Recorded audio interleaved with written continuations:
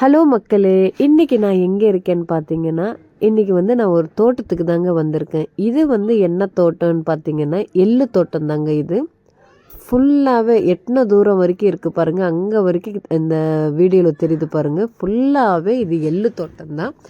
இது என்ன எள்ளுன்னு பார்த்தீங்கன்னா, எள்ளுலேயே 2 கலர் இருக்குது இல்லையா, கருப்பு எள்ளு, ஒன்று வெள்ளை கலர் எள்ளு அப்படின்ட்டு. ஸோ இது ஓப்பன் பண்ணி ஒரு காயை நான் பறித்து ஓப்பன் பண்ணி பார்க்கும்போது வெள்ளை கலர் எள்ளு தான் இருக்குது இது. இந்த செடியில் இந்த காய்கள் எல்லாம் உங்களுக்கு காமிக்கிற பாருங்கள், க்ளோஸாக அந்த வீடியோ எடுத்து.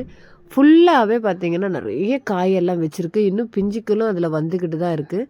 இன்னும் 1 மாதம் ஆகுமா இது பார்த்திங்கன்னா அறுவடை செய்கிற ஸ்டேஜ் இப்போ காயெல்லாம் வச்சுருக்கு இல்லையா. இப்போ இந்த காய்ங்க நல்லா காஞ்சிட்டு பிறகு நம்ம இந்த மாதிரி நசுக்குனா எள்ளுகள் நல்லா கீழே விழும். ஸோ இது வெறும் ஒயிட் கலர் தான் போட்டிருக்காங்க. நான் அவர்கிட்ட கேட்டேன், தாத்தா கிட்டே. இந்த தோட்டத்துக்கார் ஒரு வயசானவர் தாத்தா. அவர்கிட்ட கேட்டதுக்கு வெள்ளை மட்டும்தாம்மா போட்டிருக்கோம், கருப்பு போடலை அப்படின்னு சொல்லி சொன்னாங்க. ஸோ இது எப்போ அறுவடை செய்வீங்கன்னு கேட்டதுக்கு, இன்னும் 1 மாதத்துக்கு அப்புறம் தான் இது அறுவடை நாங்கள் செய்வோம் அப்படின்னாங்க. நானும் என்ன பண்ணேன், 2 காயை பறித்து அந்த எள்ளு ஓப்பன் பண்ணி சாப்பிட்டேன். பச்சை வேர்க்கடலை நம்ம பறித்து சாப்பிட்டா எப்படி இருக்கும், அந்த பால் மாதிரி நல்லா இதுவாக வரும் இல்லையா. ஸோ அந்த டேஸ்ட்டாக தான் இருந்தது இந்த எள்ளுக்களும். அது லாஸ்ட்டாக தான் நான் அந்த பறித்து சாப்பிட்டேன்.